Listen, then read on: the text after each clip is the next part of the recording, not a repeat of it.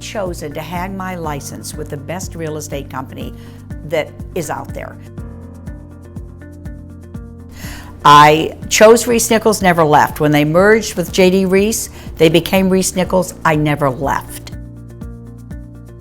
I like loyalty. I am as loyal as the day is long. I always say I dance with the one that brung me. But also the company's loyal to me. I know I get 100% support. To have such longevity of 39 years, that's longer than most marriages, guys, I hate to say it. I think that's so important to have loyalty and to receive it back. And I love the Midwest, and I love the values, and I feel like there's something to be said for that. And being with a local company, I just feel like there's that sense of pride that you are from here, that your roots are here. I love ReeceNichols. They give back to the local community a lot. They're really heavily involved with the Ronald McDonald House here locally. I interviewed an agent that she's on her, are you ready, 8th company. I didn't hire her for the team, but what I did, the best piece of advice I gave her is look at yourself. Maybe what you're looking for is deep inside you and you haven't found it yet. So I think that's so important. How many husbands does Zsa Zsa Gabor have? 7 or 8 or 9? I thought Zsa Zsa was pretty gorgeous. For you youngsters, you won't know who she was. But don't look for someone else to fix you. Oh, if I marry rich. Oh, if I marry handsome. Oh, if I leave ReeceNichols and go to this company. Oh gosh, I can get an extra $5,000 here. Oh, for gosh sakes. Stay with the one that brung you. Be the best you can be. You'll get those raises. You will do it all yourself. You won't need anyone else to do it for you. Here's what I've learned. The grass might look greener on the other side. It has weeds. There's no perfection with a company, with your spouse, with each other. But gosh, stay with the one that brung you. Stay with the one that supports you. Don't expect for someone else to make you better because you bring your baggage with you. I've got baggage. I know what's in my suitcase.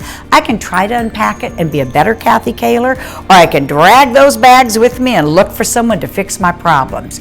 The only one that can fix my problem is me.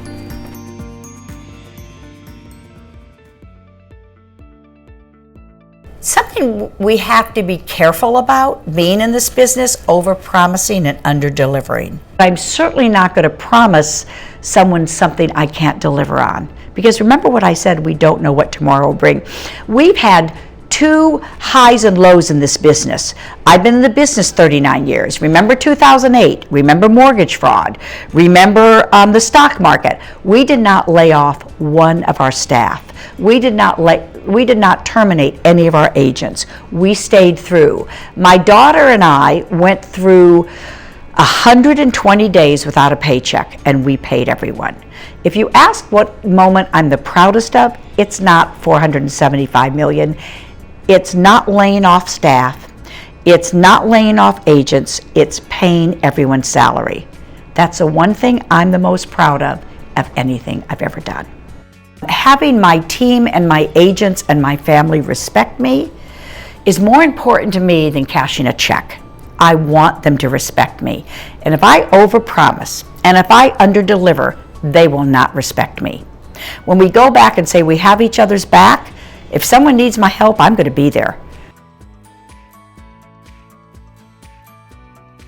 The reason I love the team is I will pick up the phone and call Kathy or Heather or text them or whatever, or Lisa or Chris or Vicky, any one of them, or our brokers all the time. I call them all the time.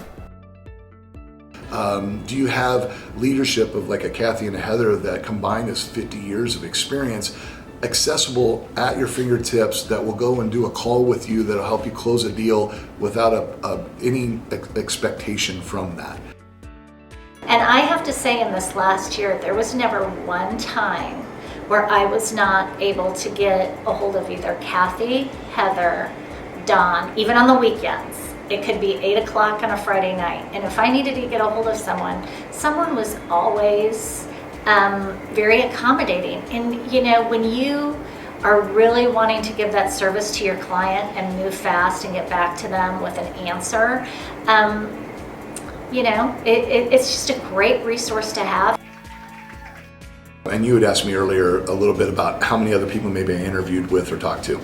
Normal process in this is you kind of get to the broker level. The brokers kind of help decide maybe who's a good fit. Are you a good person to go on your own? Is there a team that you'd be a good fit to dive into? ReeceNichols, I'm speaking towards Koehler Bortnick because I'm a big believer, and obviously it's been able to be a success for me, having done close to 30 deals in the first 12 months that I was of this last calendar year. One of the things that ReeceNichols does is that they're very in tune with their other teams and the leaders and the groups within those teams. And so when you're talking to a broker, they're going to kind of give you some ideas of people that would be the right fit for you to get involved with. My business grew the first 3 years, but the year I came to the Koehler Bortnick team, when I was on my own, I had sold $3 million, and I worked really hard for that $3 million. And last year in 2021, I wrote $7 million. And this year, I've already got about $4 million, and it's February. $4 million in my pipeline, I should say. So I think I'll double my business again this year. One of the greatest things about Koehler Bortnick team and ReeceNichols is the amount of market share that they have in Kansas City. There are always new companies that come along that are offering perceived bigger and better deals, and that is not the truth. Our structure here makes it so you can become a very successful agent with ReeceNichols and the Koehler Bortnick team. I'm supported by the best team. I didn't mention Mike Frazier, my CEO. I didn't mention all my brokers. I didn't mention our corporate attorneys. Our high technology team. ReeceNichols wants to be better than last year and the best they can be. I have never picked up the phone or sent a text when I don't get the answer. And I'm talking, if it takes an hour, it's because they're in a meeting and they apologize. I was in the business, I want to say 10 years, so it's almost 30 years ago.